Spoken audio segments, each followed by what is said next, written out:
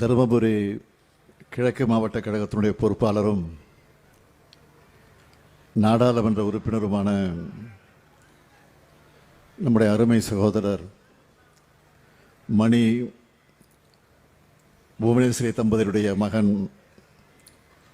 பிரகதீஸ்வரன், திரு கோவிந்தன் சுகுணா தம்பதியுடைய அருமை மகள் மது பிரதீக்ஷா ஆகியோருடைய மணவிழா நிகழ்ச்சிக்கு வருகை தந்து வாழ்த்தி அமர்ந்திருக்கக்கூடிய விடுதலை சிறுத்தை கட்சியினுடைய தலைவர் எழுச்சி தமிழர் என்னுடைய அன்பிற்கினிய சகோதரர் தொல் திருமாவளவன் அவர்களே, அமைச்சர் பெருமக்கள், மாண்புமிகு வேறவர்களே, மாண்புமிகு எம்ஆர்கே பன்னீர்செல்வம் அவர்களே, மாண்புமிகு சிவசங்கர் அவர்களே, மாண்புமிகு ராஜேந்திரன் அவர்களே, தருமபுரி மேற்கு மாவட்ட கழகத்தினுடைய பொறுப்பாளர் அன்பிற்கினிய பழனியப்பன் அவர்களே, வருகை தந்திருக்கக்கூடிய நாடாளுமன்ற சட்டமன்ற உறுப்பினர்களே, உள்ளாட்சி அமைப்பினுடைய பிரதிநிதிகளை, தோழமை கட்சிகளை சார்ந்திருக்கக்கூடிய தோழர்களே, நண்பர்களே, ஒருங்கிணைந்த தருமபுரி மாவட்ட ஒன்றிய நகர பேரூர் கிளை கழகத்துடைய நிர்வாகிகளே, கழகத்தின் பல்வேறு அணிகளை சார்ந்திருக்கக்கூடிய நண்பர்களே, மணக்கோலம் போன்றிருக்கக்கூடிய மணமக்களே, மணமக்களுடைய பெற்றோர், உற்றார் உறவினர்களே, பெரியோர்களே, தாய்மார்களே, என் உயிரோடு கலந்திருக்கக்கூடிய தலைவர் கலைஞர் அவர்களின் உயிரினும் உயிரான அன்பு உடன்பிறப்புகளே, உங்கள் அனைவருக்கும் என்னுடைய அன்பான வணக்கம். மணி அவர்களுடைய இல்லத்தில் நடைபெறக்கூடிய இந்த திருமண விழாவில் கலந்து கொண்டு மணவிழா நிகழ்ச்சி நடத்தி வைத்து மணவிழா கொண்டிருக்கக்கூடிய நம்முடைய மணமக்களை வாழ்த்தக்கூடிய ஒரு வாய்ப்பு எனக்கு கிடைத்திருக்கிறது. அதை எண்ணி நான் மகிழ்ச்சி அடைகிறேன், பெருமைப்படுகிறேன். மணி அவர்களை பற்றி இங்கே இருக்கக்கூடிய எல்லாருக்கும் நல்லா தெரியும். இன்றைக்கு கூட எந்த சூழ்நிலையில் இந்த நிகழ்ச்சிக்கு வந்திருக்கிறார் என்பது பலருக்கும் தெரியும் என்று நான் கருதுகிறேன். அவர் சில நாட்களுக்கு முன்பு உடல் நலிவுற்று மருத்துவமனையில் அனுமதிக்கப்பட்டிருந்த நிலையில் நாளைய தினம், ஏன் இன்றைய தினமே சென்னைக்கு சென்று மருத்துவமனையில் அனுமதிக்க வேண்டிய கட்டாயத்திற்கு ஆளாகி இருக்கக்கூடிய நிலையில் அவர் இந்த நிகழ்ச்சிக்காக மருத்துவர்கள் அனுமதி பெற்று இங்கே வந்திருக்கிறார்.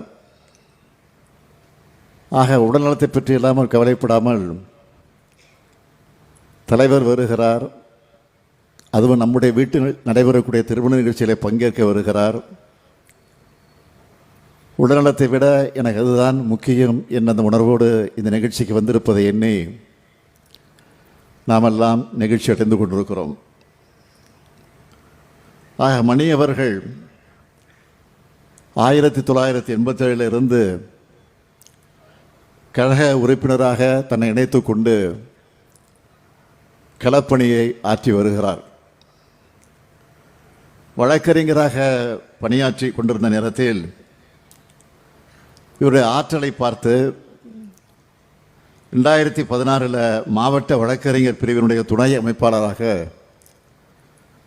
பொறுப்பேற்று பணியாற்றக்கூடிய வாய்ப்பை பெற்றார். அதைத் தொடர்ந்து 2019 நடைபெற்ற பாப்பிரெட்டிப்பட்டியினுடைய சட்டமன்ற இடைத்தேர்தலில்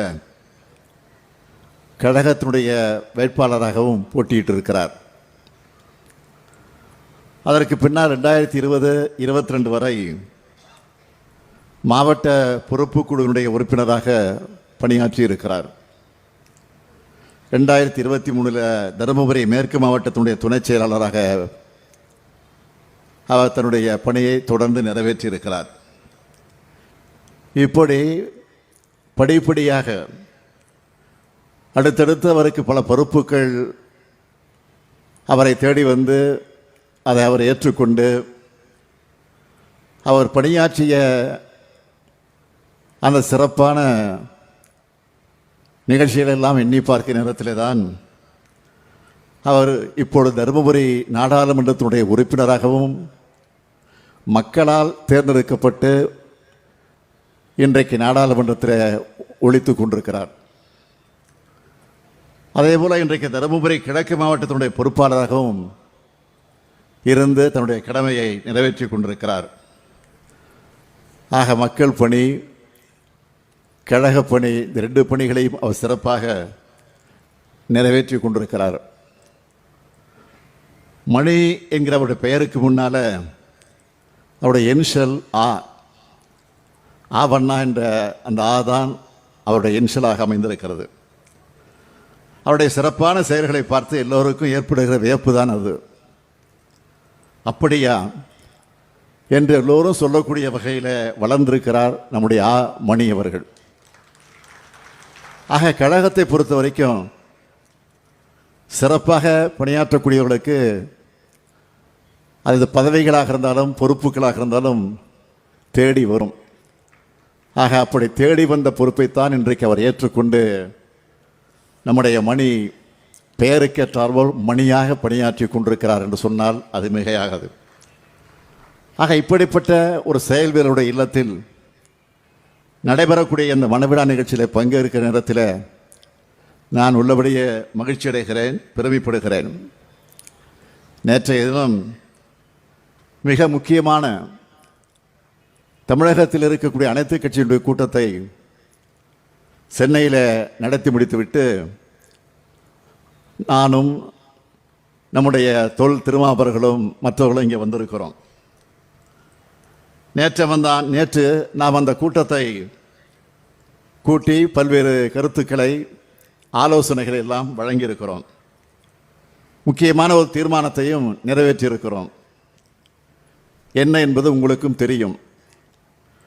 அடுத்த ஆண்டு நாம் எதிர்கொள்ள இருக்கக்கூடிய தமிழ்நாடு தேர்தலை அடிப்படையாக வச்சு வாக்காளர் பட்டியலில் ஏற்பட்டிருக்கக்கூடிய எஸ்ஐஆர் என்ற ஒரு திட்டத்தை அவர்கள் மையப்படுத்தி சீராய்வு என்ற பெயரில் ஒரு தீய செயலை, சதி செயலை தேர்தல் ஆணையம் செய்வதற்கு திட்டமிட்டிருக்கிறது. ஆக அதை தடுப்பதற்கான முயற்சியில் நம்முடைய அனைத்து கட்சி கூட்டத்தில் கலந்து பேசி தீர்மானத்தை நிறைவேற்றியிருக்கிறோம்.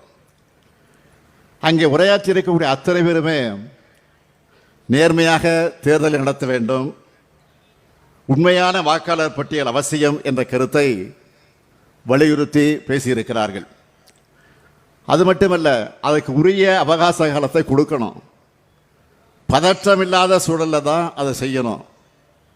அப்படி இல்லாமல் தேர்தலுக்கு இன்னும் சில மாதங்களே இருக்கக்கூடிய இந்த சூழ்நிலையில் முழுமையான திருத்தப் பணிகளை செய்ய தேர்தல் ஆணையம் நினைக்கிறது. அதற்கு காரணம் உண்மையான வாக்காளர்களை நீக்குவதற்கான தந்திரம் அது. அதைத்தான் பீகார் மாநிலத்தில் செஞ்சாங்க. இப்போ மற்ற மாநிலங்கள் செய்வதற்கான முயற்சியில் ஈடுபட்டிருக்கிறாங்க. பீகாரில் இதை செஞ்சப்போ தொடக்கத்திலேயே தமிழ்நாட்டிலிருந்து முதல் எதிர்ப்பு குரலை நாம் தான் பதிவு செஞ்சுருக்கிறோம்.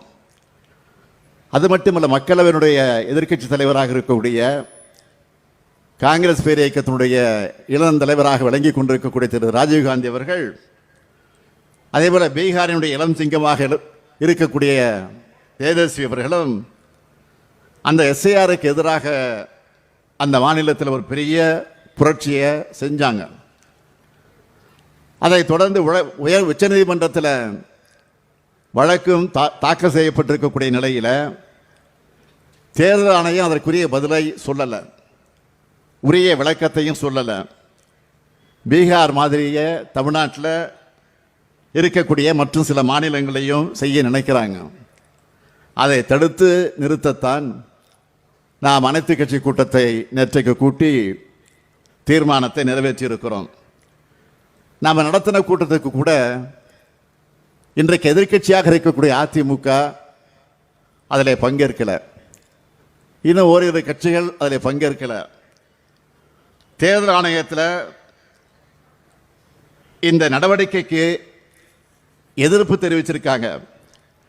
அதுக்காக நான் உள்ளபடியாக அவங்களுக்கு நன்றி சொல்கிறேன். எதிர்க்கட்சி தலைவராக இருக்கக்கூடிய திரு பழனிசாமி அவர்கள் இதில் கூட இரட்டை வேடத்தை காட்டியிருக்கிறார். பாஜகவுக்கு பயந்து தேர்தல் ஆணையத்தோட நடவடிக்கையை எதிர்க்க பழனிசாமி பயப்படுகிறார். அதே நேரத்தில் அதிமுக தொண்டர்களுக்கு ஒரு அறிக்கையும் அவர் வெளியிட்டிருக்கிறார். இன்று பத்திரிகையில் நீங்கள் பார்த்திருக்கலாம். எதை காட்டுகிறது? தேர்தல் ஆணையத்தோட நடவடிக்கையில் பழனிசாமி அவர்களுக்கு சந்தேகம் இருக்கிறது தான் இது காட்டுகிறது. ஆனால் அவரால் வெளிப்படையாக இதை எதிர்க்க முடியல. தான் பாஜகவுடைய பாதம் தாங்கி பழனிசாமி என்பதை நொடிக்கு ஒரு முறை அவர் நிரூபிச்சுக்கிட்டு இருக்கிறார். நான் உறுதியாக சொல்கிறேன், பாஜக எப்படிப்பட்ட சதி செயலை செய்தாலும் அவங்களால தமிழ்நாட்டில் எதுவும் செய்ய முடியாது என்பதை அழுத்த திருத்தமாக நான் குறிப்பிட விரும்புகிறேன்.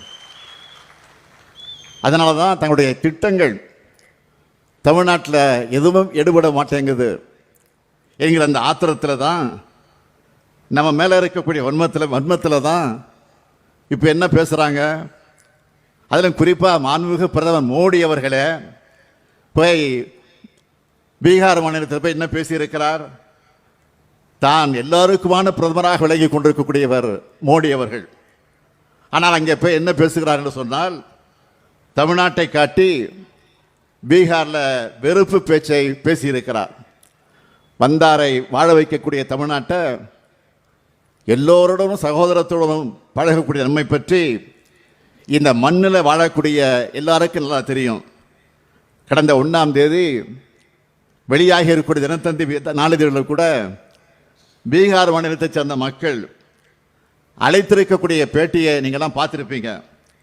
அதெல்லாம் பார்க்கும்போது எனக்கே பெருமையாக இருக்கிறது.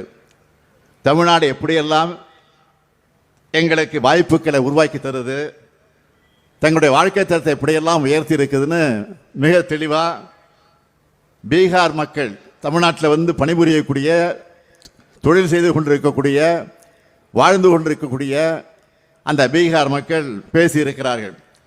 ஆனால் மாண்புமிகு பிரதமர் அவர்கள் பீகாரில் வாக்கரசியலுக்காக அங்கே போய் நாடகத்தை நடத்தியிருக்கிறார். நான் கேட்கிறேன், மாண்புமிகு பிரதமர் மோடி அவர்கள் பீகாரில் பேசின அதே கருத்தை இந்த தமிழ்நாட்டில் வந்து பேச முடியுமா? பேசுவாரா? பேசுவதற்குரிய தைரியம் இருக்கிறதா என்ற கேள்வியைத்தான் நான் கேட்க விரும்புகிறேன்.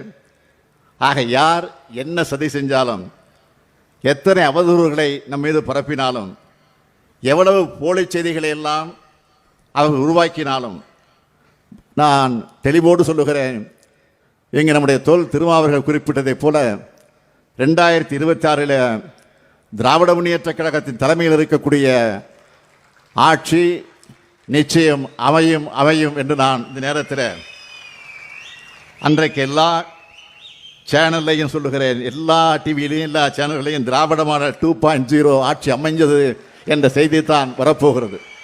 அதை நீங்கள் பார்க்கத்தான் போகிறீர்கள். ஆக தமிழ்நாட்டு மக்கள் மீது வைத்திருக்கக்கூடிய நம்பிக்கையின் காரணமாக இதை நான் இங்கே தெளிவோடு சொல்ல விரும்புகிறேன். ஆக 7வது முறையாக கழகம் ஆட்சி அமைய நீங்கள் எல்லாம் உறுதுணையாக, உற்ற துணையாக இருக்க வேண்டும் என்று நான் இந்த நேரத்தில் கேட்டுக்கொண்டு, 2021 தேர்தலில் தமிழ்நாட்டை கொத்தடிமை அதிமுகவிலிருந்து மீட்டிருக்கிறோம். 2026 தேர்தலில் தமிழ்நாட்டை பாஜக அதிமுக கும்பலிடமிருந்து பாதுகாக்கக்கூடிய தேர்தலாக அது அமையப் போகிறது. எனவே கலைஞருடைய உடன்பிறப்புகளாக இருக்கக்கூடிய நீங்கள் அதை நிரூபிக்க வேண்டும். அதற்கான வெற்றிக்கு நீங்கள் உழைக்க வேண்டும். இந்த மகிழ்ச்சியான நேரத்தில் மணமக்கள் கிட்ட நான் அன்போடு கேட்டுக்கொள்ள விரும்புகிறேன். நீங்கள் அடைந்திருக்கக்கூடிய பெயர் ஒருவேளை தமிழில் அழைக்க முடியாத நிலையில் இருக்கலாம். ஆனால் உங்களை அன்போடு நான் கேட்டுக்கொள்ள உரிமையோடு கேட்டுக்கொள்ள விரும்புகிறேன். மணியின் மீது நான் வைத்திருக்கக்கூடிய பாசத்தின் காரணமாக கேட்டுக்கொள்ள விரும்புகிறேன். உங்களுக்கு பிறக்கக்கூடிய குழந்தைகளுக்கு அழகான தமிழ் பெயர்களை சூட்டுங்கள். தமிழ் உணர்வை தமிழகத்தில் உருவாக்குங்கள். அதற்கு நீங்கள் உறுதி தர வேண்டும் என்று அந்த நேரத்தில் அன்போடு கேட்டுக்கொண்டு, புரட்சி கவிஞர் பாவேந்தர் பாரதிதாசன் எடுத்துச் சொல்லியிருக்கக்கூடிய வீட்டிற்கு விளக்காய் நாட்டிற்கு தொண்டர்களாய் மணமக்கள் எல்லா நன்மைகளையும் பெற்று வாழுங்கள் வாழுங்கள் வாழுங்கள் என்று வாழ்த்தி விடைபெறுகிறேன். நன்றி, வணக்கம்.